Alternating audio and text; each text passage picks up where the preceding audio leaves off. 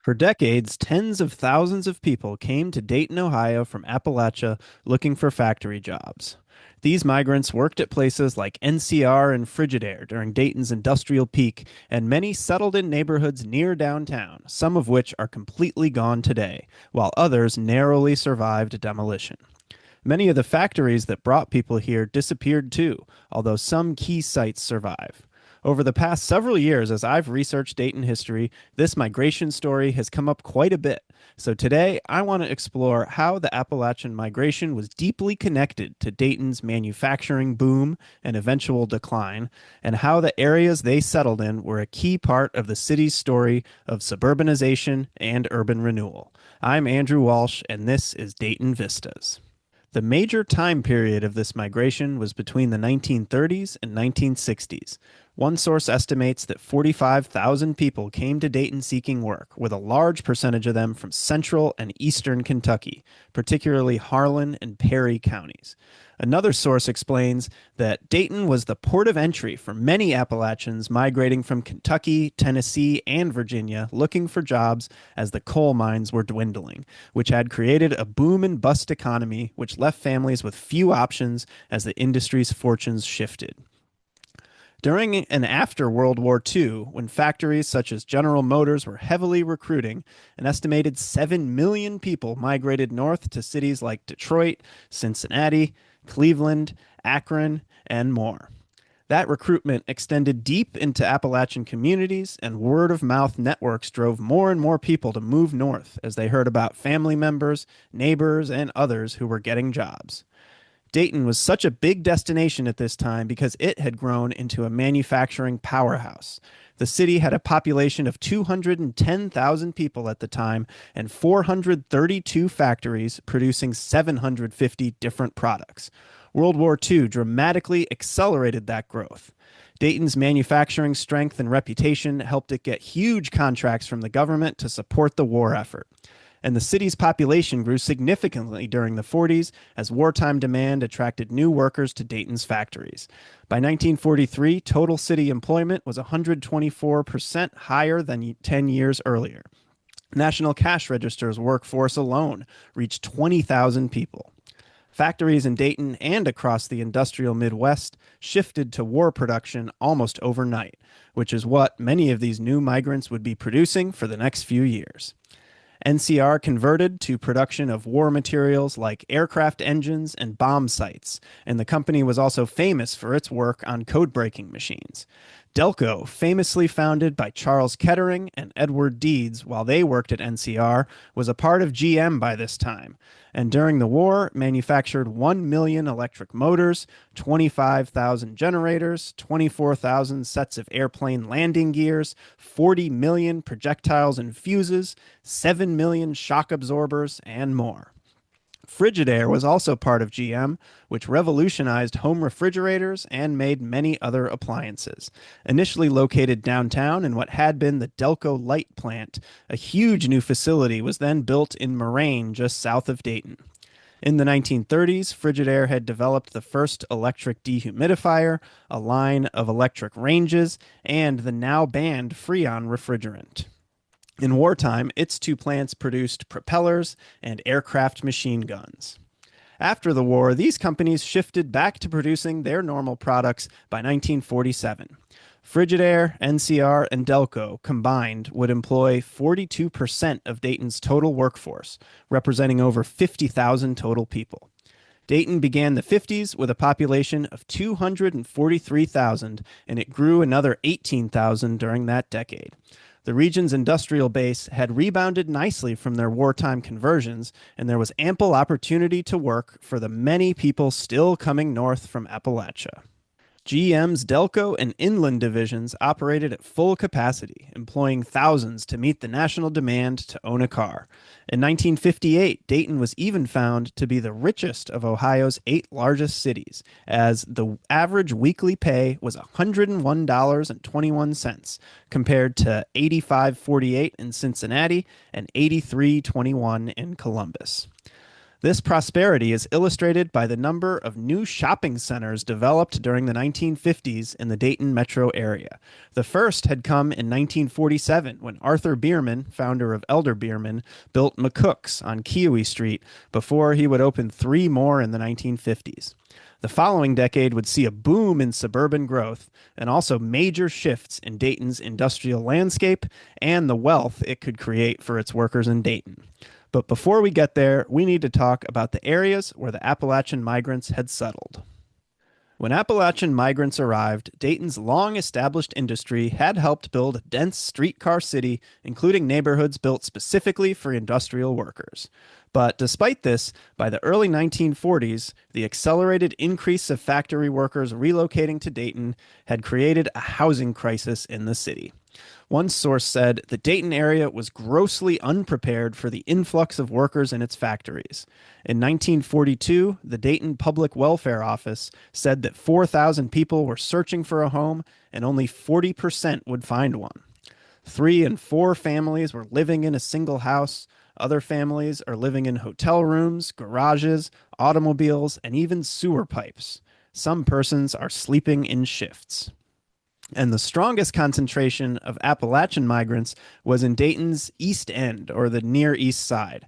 One really interesting study took 8 surnames common among Eastern Kentuckians and checked them in the 1947 Dayton City Directory. They found the largest concentration in the Burns-Jackson neighborhood, now known as the Oregon District, which was a major port of entry for Appalachians early in the migration. Immediately to the east of today's Oregon District was a neighborhood called the Haymarket, which was initially German, but starting in the 1930s and 40s, shifted as it began to accommodate significant numbers of Italian immigrants as well as Appalachian workers.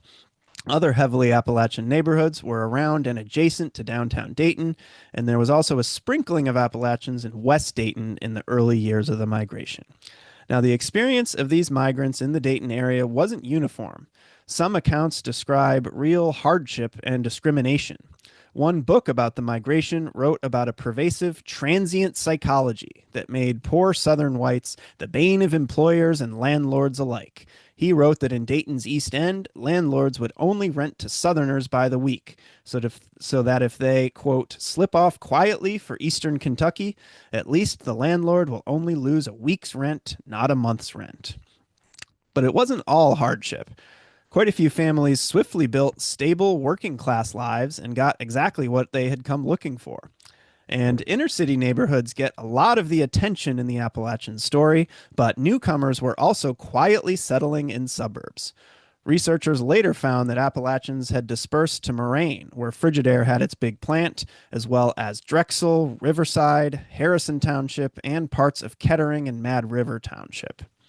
The city of Dayton had reached its peak of 262,000 people in 1960, but it declined for the first time that decade and lost about 7.5% by 1970. And at that same time, the population of Montgomery County increased by 15%, and new suburbs experienced explosive population growth. The same book also tells the story of one worker, Wesley Reagan, who would speak with enduring pride of the moment when he and his wife Lula were able to purchase their first home in a working-class subdivision just outside of Dayton, built by a local developer who put up thousands of such homes during the 1950s and 60s. A Huber home is what I bought, he said. And after 3 decades of paying membership dues to his plant's International Union of Electrical Workers Local, Wesley, who had left Tennessee with barely a penny to his name, would even be able to retire at the relatively young age of 52, with a union pension and company-provided health insurance for the remainder of his and Lula's lives. Meanwhile, the East End neighborhoods underwent drastic change as Dayton grappled with its decentralization and this suburban growth. Appalachians were frequently mentioned in the large-scale urban renewal plans, which were intended to radically re-envision urban neighborhoods and raise living conditions for everyone, although they would rarely actually achieve their goals. The Oregon District was called the city's worst slum, and the Haymarket neighborhood was similar. The Haymarket would be demolished in the mid 1960s and was eventually replaced by a couple of high rise residential buildings, but losing the modest, affordable housing that had been a lifeline for new migrants for decades, as well as removing dozens of neighborhood businesses. The Oregon District was targeted for clearance as well, but preservation efforts ultimately saved it, although highway construction and a housing project still shrank it to about half of its size when the Appalachian migration had begun. These inner city neighborhoods declined further after the opening of new, larger enclosed shopping malls in the suburbs, including the Salem Mall in 1966 and the Dayton Mall in 1970. Appalachians remained in Inner East Dayton throughout all of this, and they came together in a more organized fashion in the 1970s. Several volunteer groups held workshops and programs focused on the needs of migrants, and in 1973 they combined to form Our Common Heritage. It was originally a social organization, which came to be known for its ability to help migrants with issues related to living in an urban setting, including housing issues, employment challenges, and cultural adjustment, while also working to preserve traditions. Appalachians had been largely ignored by the city's social services, so these organizations also worked to educate city leaders about the needs of the migrants. And I found a newspaper article describing one of their gatherings at 70 High Street, which is in the St. Anne's Hill neighborhood in East Dayton. That address was described as their office and meeting hall, and it's the former First United Presbyterian Church, a beautiful 1895 Romanesque Revival stone building that still stands today. But I'd wager few people recognize its past as a community anchor for Dayton's Appalachian population back in the 70s. And the employment challenges that the group helped with would only become more significant. Also in the 1970s, Dayton's industrial base began to erode, and the factories that had drawn tens of thousands of Appalachian migrants began disappearing, just as they did in the rest of the region that would come to be called the Rust Belt. NCR shifted away from mechanical manufacturing as electronics advanced. By 1977, production had largely moved away from Dayton, and local employment dropped on a massive scale.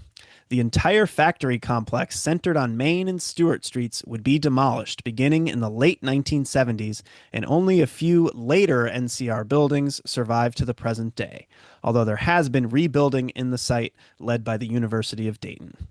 Frigidaire was sold by GM in 1979. The original downtown Frigidaire plant closed and was demolished many years later. Its location would become the Techtown district. And the Moraine assembly plant continued auto production for a time, but it made national news when it closed permanently in 2008, although more recently it has been reborn as Fuyao Glass America. Delco's factory closed down too, but its key manufacturing buildings survive, now redeveloped into mixed-use housing developments next to the Dayton Dragons ballpark. Overall, the Appalachian migration unfolded alongside Dayton's industrial expansion and contraction, and although so much has changed, there are still many visible traces in both the neighborhoods that survived and the factories that once powered the city. That's it for today. If you're interested in following my work, the best way to stay up on my writing, videos, and live events here in Dayton is to join my free Dayton History newsletter. Just head to DaytonVistas.com/newsletter to sign up.